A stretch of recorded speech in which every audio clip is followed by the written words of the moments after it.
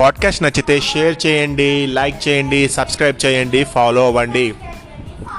పిల్లలు, లాస్ట్ పాడ్కాస్ట్లో మనము పులి కొంగ కథ గురించి చెప్పుకుందాం అనుకున్నాం కదా. సరే, ఇప్పుడు మీకు పులి కొంగ కథ ఏంటో చెప్తున్నాను, వినండి. పూర్వము ఒక అడవిలో ఒక పెద్ద పులి ఉండేది. అది ఎంతో బలమైనది, వేటలో మహా చురుకుగా ఉండేది. ఆ పులి కంటపడిన ఏ జంతువునైనా సరే దానిని చంపందే అది వదిలేది కాదు. దాని బారి నుండి ప్రాణాలతో బయటపడడం అంత కష్టమన్నమాట. అందుకని చాలా వరకు జంతువులన్నీ దాని ఎదురుగా వెళ్లకుండా తప్పించుకు తిరిగేవి. ఒకనాడు పులికి ఏ జంతువు దొరకలేదు, బాగా ఆకలి మీద ఉన్నది. అటువంటి సమయంలో దానికి ఒక దుప్పి కనిపించింది. అది బాగా కొవ్వు పట్టి బలంగా ఉంది. పులి దాన్ని వేటాడడానికి ఎంతో కష్టపడింది. చెప్పేసరికి పులికి ఆకలి నీరసం ఉంచుకొచ్చాయి. దానితో దుప్పి మాంసాన్ని ఆత్రంగా తినాలన్న ప్రయత్నించగా ఒక ఎముక ముక్క దాని నోట్లో దిగబడిపోయింది. ఆ ఎముకను బయటికి తీయటానికి ఎంతో ప్రయత్నించింది. అది బయటకు రాలేదు సరికదా. అంతకంతకు బాధ పెరగసాగింది. పులి ఎవరన్నా సహాయం చేస్తే బాగుండునని చూడసాగింది. ఆ సమయంలో అక్కడికి ఒక కొంగ వచ్చింది. దాన్ని చూస్తూనే పులికి ప్రాణం లేచొచ్చింది.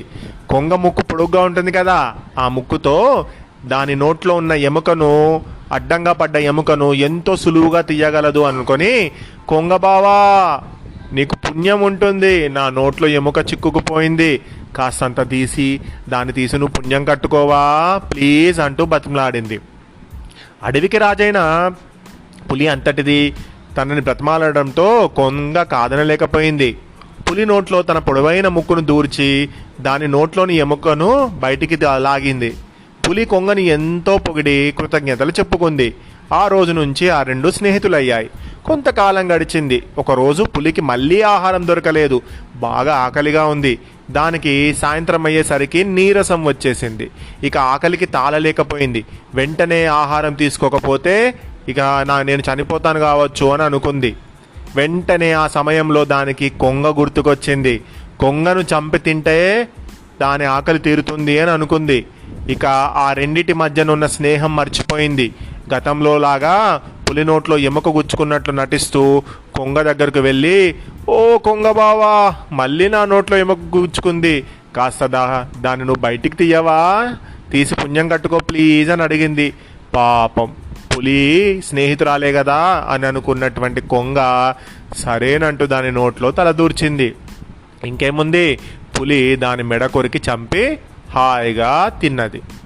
అరుణముఖుడు ఈ కథను చెప్పి, దీనినే నమ్మక ద్రోహం అని అంటారు. నమ్మిన వాళ్ళను మోసం చేయటం చాలా సులువు, నమ్మని వారిని ఎవ్వరూ మోసం చేయలేరు. అందుకని నీ వంటి వాణ్ణి నమ్మి నేను వెంట రాను అన్నాడు రాజా. అంటూ దీర్ఘముఖుడు ఆ పక్షుల రాజ్యంలో తనకు జరిగిన అవమానం గురించి చెప్పి ఇంకా ఇలా చెప్పాడు. రాజా, ఆ పక్షులు నన్ను ఎంతగానో మాటలతోనూ చేతలతోనూ అవమానించాయి.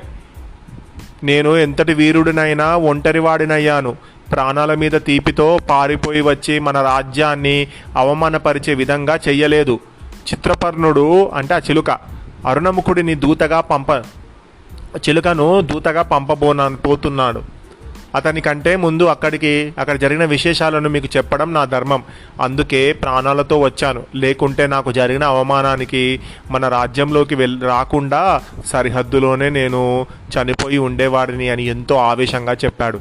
హిరణ్యగర్భుడు ఎంతో శాంతంగా, దీర్ఘముఖ, ఇక నీవు వెళ్ళి విశ్రాంతి తీసుకో. చిత్రపర్ణుడి రాజ్యంలో నీకు జరిగిన అవమానానికి ఏమాత్రం నువ్వు బాధపడకు. అవకాశం దొరికినప్పుడు అంతకంటే ఎక్కువ అవమానాన్ని వారికి మనం రుచి చూపుదాం అంటూ అతన్ని పంపేశాడు. దీర్ఘముఖుడు వెళ్ళిపోయాక సర్వజ్ఞుడు ఇలా అంటున్నాడు, ప్రభు, దీర్ఘముఖుడి ప్రవర్తన అభినందించినటువంటి విషయం కాదు. అతడు సమయస్ఫూర్తిని కోల్పోయి ఆ పక్షులతో అనవసరంగా గొడవలు పెట్టుకొని తనపై, మన రాజ్యంపై ఆ పక్షులకు లేనిపోని ద్వేషాన్ని రగిలించాడు. చిలికి గాలివాన అయినట్లు దీర్ఘముఖుడు చేసిన ఈ పని వల్ల ఆ పక్షులు మనపై యుద్ధానికి రావచ్చు అంటూ చెప్పాడు. మరి నిజంగా యుద్ధానికి వచ్చాయా పక్షులు? మరి తర్వాత ఏం జరిగిందనేది నెక్స్ట్ పాడ్కాస్ట్లో విందాం. ఉండేది ఆ పులి కంటపడిన ఏ జంతువునైనా సరే దానిని చంపందే అది వదిలేది కాదు.